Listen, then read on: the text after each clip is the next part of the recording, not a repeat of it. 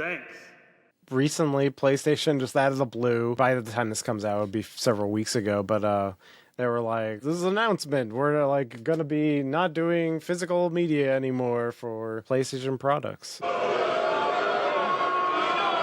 The headline in their blog is, in response to shifting trends in consumer preference. So they lead with blaming you. New games will be released on PlayStation Store and at retailers in digital formats only. You knew it was coming.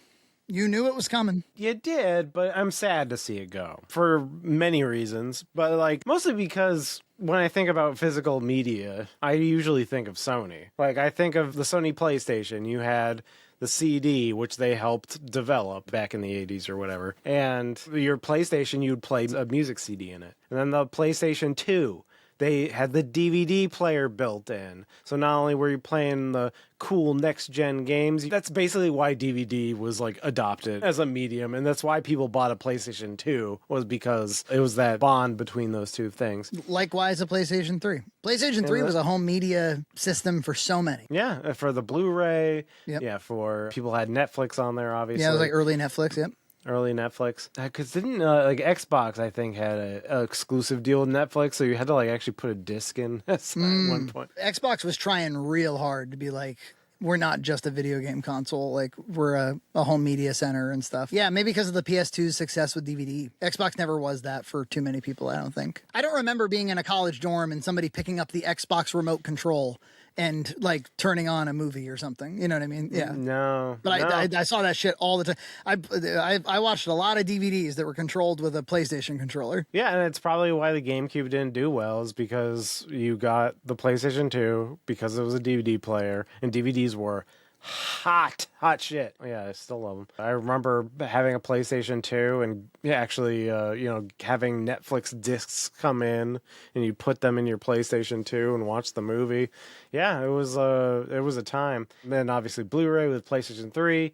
And even with PlayStation 5, like I only get discs. Even though I'm all digital on the Switch, I still get the discs for PlayStation 5 because I was like, I don't know, there's just something, I feel like it makes sense for it for some reason. The issue at hand here, the question that has newly arisen, movies have been in this kind of stasis for a long time, which is most movies that come out don't get a physical release. Most. The vast majority don't. But some do. Or there'll be a boutique Blu-ray version of it or a collector's thing or whatever. Remember, like, Disney was like, yeah, why don't we put out Mandalorian Season 1 on Blu-ray? But it took, like, years to do it. The release schedule is not what it used to be. Well, I say most blockbusters don't get physical releases. I don't think that's true. I think probably they all do. But the fact is, you can't go to a Best Buy. I think Target might carry a little bit, but Walmart still carries a fair amount of DVD. I don't know when that's going to go away. But the DVD Blu-ray release thing has been gone for a while. And the point is, lots of movies. As a matter of fact, Gloria loves this movie called The Loud House Movie. It's like based on this Nickelodeon show. And we don't have Netflix anymore. We canceled it because we just weren't watching it very often. And it was getting expensive. Like, what the fuck is this? Like, yeah, it's expensive. I canceled it too. And there's a new season of One Piece that the first season I loved, and I was like, it's just, I don't want to start it up again. It's too expensive. Yeah, it's expensive to like this show. And she goes, well, I want, I'd like to watch the Loud House movie. And I could not find it on the internet. And I was like, that's fine.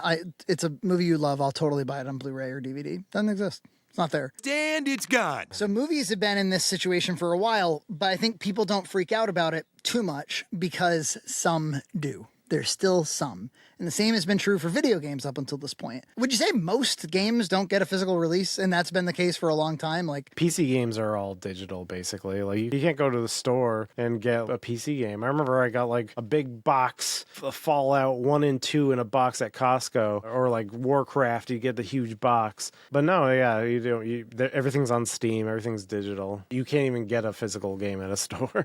So the point is, we've been there. I think now it's like, but now we're really there. Now there's no option. You want a PlayStation game, it ain't going to be physical. And so it's drumming up this old question, which is, if you don't own something physically, do you own it at all? I think that's the central question. It seems like different governments are trying to like solve that right now. It's like, oh, should they give you your money back if they take the license away? Like, do they figure out a way that you can actually watch it offline or something? Or it's a problem we have to solve because you're giving money to them and you are basically just buying a license to perpetually rent it. We covered the stop killing games thing. I think I said in that video, maybe it's time to give up this conceit of, like, if you're not going to sell a physical copy, is standalone and survivable, then maybe it's time we give up the idea that you buy a video game. Then maybe it's all rental, and maybe it's also, and I don't want that, by the way. I'm not advocating for it. But it's more fair than saying that you bought it and own it.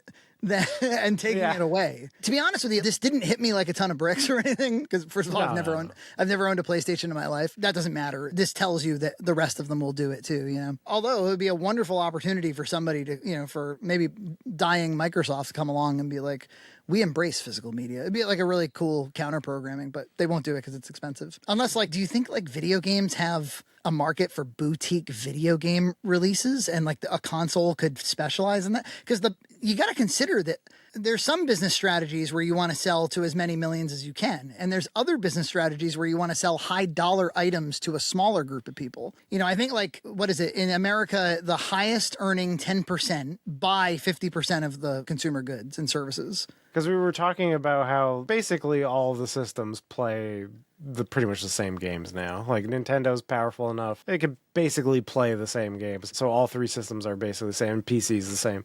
So yeah, what if you made like basically a specialty PC that has like a game slot, and you can buy like a $200 game that has the game on the cart, and you put it in, and this is like a specialty item for these rich people.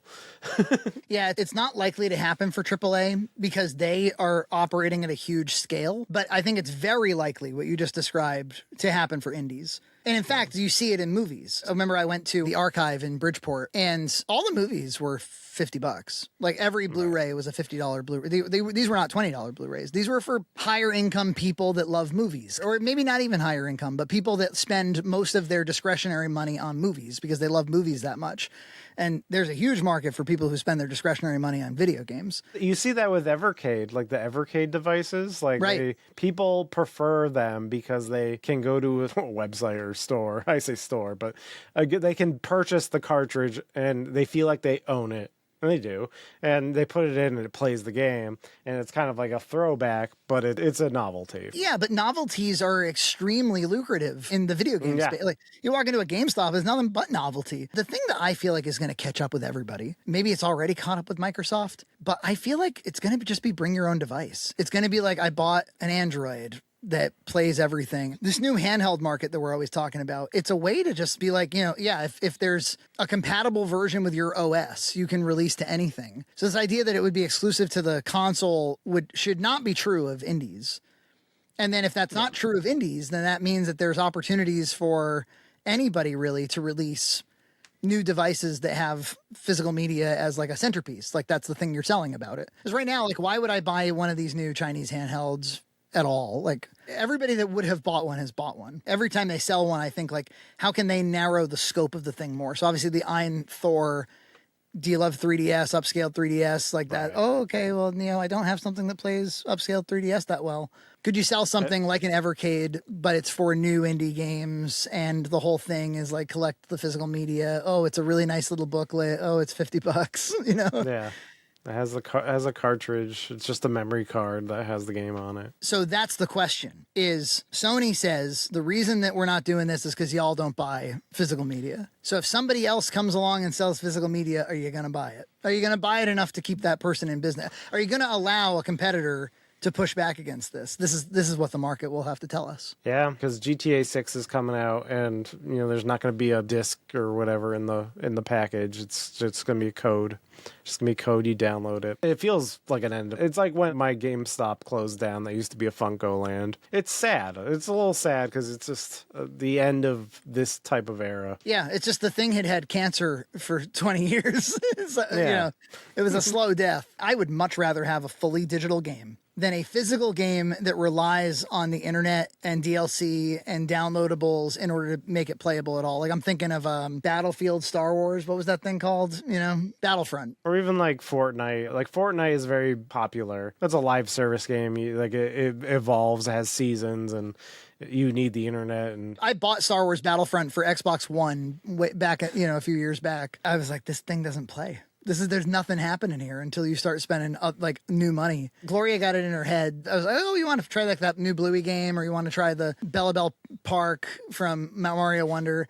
And she always sees me buy it. She started to become cognizant of money. She's like, I don't really want to be spending money. I'm not sure we're going to play it that often. I'm like, well, let me decide whether or not to spend my money. Cha-ching, cha-ching. But I also don't want to, teach her something stupid. But like if she's actually going to be cognizant of money, that's probably a good thing. Remember I mentioned we've been playing some GameCube lately in the office. Got this cool GameCube that came from a yard sale. I think one of the first times we played it, I was like, want to play some GameCube? And she was like, I don't really want to like spend any of your money. And I was like, this thing doesn't even connect to the internet, kid. You put a disc in. And you play it, and it's as is. Nina overheard that. She was like, "That's a beautiful thing, man. I love that." I love it. And it made me think, like, GameCube is the last system that's entirely offline that competes kind of competently with modern games. N64, it comes off like an offline system. GameCube kind of like blurs that line of acceptable modern graphics. Although it did have a modem, it had a couple games that you could use with it, but it was like a gimmick. They had like Phantasy Star Online. And I remember the Dreamcast pushing its modem pretty hard. I don't know. Yeah, it had a built-in modem. That was a big deal. It had a built-in modem, and it was like it even like had a sticker that was like Windows. Built with Windows or something. There was something that made it sound like it was kind of a PC, but it really wasn't. You just played Sonic Adventure, and that's about it. Download a Chow or something. Chow. So what do they say here? As consumer preferences in the broader entertainment industry continue to shift away from physical disc to digital, physical game disc production for all new gaming releases. People actually, they challenge Sony's numbers here. They think that they're pulling a fast one. Well, yeah, I would agree. I think physical sells more than they say, but anyway. I think you're right. Something I was going to say earlier was, remember we were saying a minute ago about how like the distribution of sales is never really equitable. It's not like PlayStation has like 10 million customers, and each one spends an average of $100 a year. It's like maybe there's not that many, or only some spend that much money, and then some spend a lot more than that. Or, I'm just wondering, like, who are the highest spenders for PlayStation, and how much do they care about their physical media? Yeah. Like, first Nintendo does its ballsy move. Now PlayStation does its ballsy move. Meanwhile, Microsoft just fails. This is fine. It especially stings right now because memory prices are going up. So, like, to get a little SSD drive to put in your PlayStation is way more money now. Way more money now. Yep. So you're getting rid of discs as the memory is going up in price, because that means the storage cost is going to you. Since it's not going on the disc, it's going to you. You have to pay more for the memory. Right. Yeah, so they get you coming and going. Yeah, so it especially hurts that in that way. I think there's only one solution. You have to quit video games. Well, maybe they might, like a lot of people will see the PlayStation 6 and it's probably going to be $1,200 and they're going to be like, I think I'll skip it. I'm good with my Nintendo Switch too. I mean, you're probably still good with your PS4. If things are going to be stupid, all digital, crazy expensive, a lot of the times the games are disappointing anyway, you got to take a step back at some point and be like, wait a minute, am I out of video games? Or can I, like, there's a backlog I haven't gotten to yet, isn't there? You're right. PlayStation 4 still looks good to me anyway. I'm a boomer though. I mean, it looks better than GameCube, so I'm all set. Likewise, if you don't like the Switch 2, I think, like, stick with the Switch 1 for the next 5 fucking years. You'll never play all the games. Yeah, you'll never run out. You'll never run out. Even like Nintendo first party games, you'll probably never run out. And so probably it's for people, it's more about those hot releases. Those like, I don't want to miss out on the, Nintendo, it would be like a new 3D Mario. Am I really not going to play the new 3D Mario? It's like, yeah, you might not. Yeah. Do I want to miss out on what my streamer, like the streamer I watch plays? And maybe it's time for like a little bit of Buddhism about the whole thing. Like, I can't suffer if I don't care.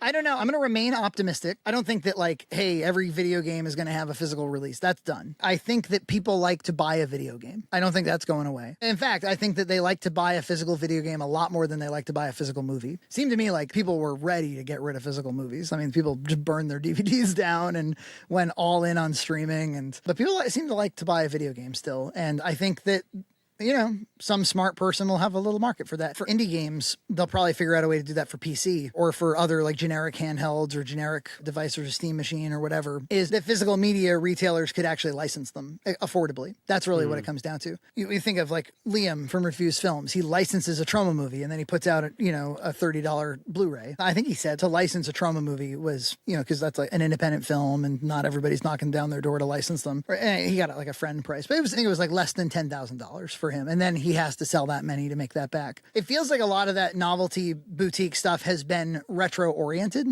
I wonder if like eventually it'll be like, no, like we want to do that same stuff, but for new modern games. I bought, as a matter of fact, I have it in a pile over there somewhere. I got sold by Norm the Gaming Historian many, 10 years ago. Remember like loot boxes, the whole thing? It was like buy a loot box and every month you'll get dollar store t-shirts and stuff. I didn't do that, but there was a thing that was like, we're going to release physical boxed games of new indie releases. And every month we'll just send you one and you can try it out. And I was like, that's fun. And I did it for 2 months. I was like, that's enough. But, you have to play them on Steam. You got Steam. Okay. You know why? You bought a box and the box came with a Steam code. Yeah. So you just have a bunch of tchotchkes and like horse shit and a Steam I don't need code. that shit. Let me find it real quick. I'll never bring this up ever again. I got 3 of them. I've got the next Penelope. So yeah, these are ones I haven't even heard of. I don't think I ever even played this. And you know what, EJ? The print on the back of it is low res. This is not a high quality print of this case insert. Lovely Planet. Very blocky, kind of like first person shooter with like a rubber bow and arrow or something. Played it for a minute. Kind of shit. And then this one was pretty fun. Risk of Rain. Oh yeah, I've heard of that one. That one's one people know. And this is number 1244 out of 1500. Do they still do indie box? Is that still something that exists? Look it up. Now I'm fascinated. No, it says Indie Box was a monthly independent, so I guess it's not around anymore. But don't you think that something like this could come back in a better form? Yeah, it looks like the last box was in September of 2017. You must have done this service in February of 2015 because I see Risk of Rain. I guess I haven't looked in these boxes in years. It came with socks. What the fuck else is in here? Yeah, okay. I got a little like wheel. Oh, I thought that was a condom. I got a condom. A little note. Oh, look, an indie box sticker. When was the last time somebody unboxed an indie box? Probably 2015. Probably 2015. Happy Valentine's Day. There's your Steam keys. So you all can use my Steam keys if you'd like, if you can see them. They're very old. You got a notebook, the Risk of Rain instruction manual. I mean, I guess that's like half of it is the instruction manual. Oh, that's fun. And what's been going on with Xbox and Microsoft? Every other month they say we just laid off another 9 million people. It's crazy how many people they lay off. Yeah, there was like some news story or like a headline, I should say. I didn't read it, but it was like the Xbox lady who just laid off this many people was like put on like some government board about employment. It's like, that's funny. Well, a lot of times they say it's because of AI or something. And the company will say we're laying them off to strategize with AI or something like that. My guess is that that's not yet true at all. That like AI has not replaced these people whatsoever, but they sure would like for that to be real because I think so. They're dying. From my experience in my job, like I don't see AI getting rid of too many jobs. I see some power players utilizing AI more effectively and being more productive, but I don't really see it at this stage. I think it'll cause a more organic attrition. You also have to consider, without automation and without a lot of this stuff, you leave a lot of work on the table every week. I think there's a little bit of a fallacy, at least it depends on the job, of course, and the career, but there's a little bit of a fallacy that there's an end of the job. And if the robot does the job, then you don't have a job. As opposed to like, well, the robot just now lets me do 5 times what I used to be able to do. And there is 5 times more work. The companies that would do 5 times more work can outcompete others. So, You have to, hopefully you're in a job where you're like, oh, good. You know, I work in cybersecurity, and it's not like there's like a finite number of things to secure and then you go home. You know, like it's like you could be auditing all day long, you know? Anything else to say on this fucking Sony shit? No, for me, like I'm probably not going to get a PlayStation 6 because of it. Like my ROG Ally there has a external graphics card. I can play most things. I think I'm just going to concentrate on my Steam library, and then anything that's Nintendo I'll buy on Switch too. Like actually Nintendo, people gave the game key card some shit, but actually it's a way to have something physical that you can like trade with your friends or sell back. It's not a real game, but it gives some portability to the digital game. This seems to be the pattern, is like Nintendo did some unpopular things. They got that out of the way. Now they're like, now we're just going to step back and let Microsoft and PlayStation do the rest. And then people see the things that were previously unpopular by Nintendo. They're like, actually, that's kind of consumer friendly. Yeah. Just you wait how bad it's going to be. I'm just going to get a fucking Steam machine then. The Steam machine is $3,000. I know, God. People seem to love them, but they're so expensive. Well, I don't know why they would love them, by the way. It's a fucking computer. Buy a computer. Yeah, I know. I'm confused. And then they're like, you know what? I've heard people say this. They're like, what's really cool about the Steam machine is that you can also use it as a computer. I was like, wait a minute. we're back inventing the computer. The point was to consoleize a computer so that it's no longer a computer. Because you do know you could have played computer games. I'm like, is this a much more powerful computer than and they're like, no, it's like probably less powerful than the average like work PC. Less powerful and more expensive. So, like, and you love this thing. Am I following? And then I'm like, what about a Steam Deck? And they're like, it's equally powerful or slightly less powerful. I'm like, but it's handheld, right? That already kind of makes it a lot better for me. And you can use that as a work computer too, right? Yes, you can. Well, that one is less powerful. That is less powerful, and it's by how much? Years old now. I don't know. It's like it's definitely less powerful, but you can't play Cyberpunk or something. What are you all playing? I play retro games. Yeah, it's a great emulation machine, honestly.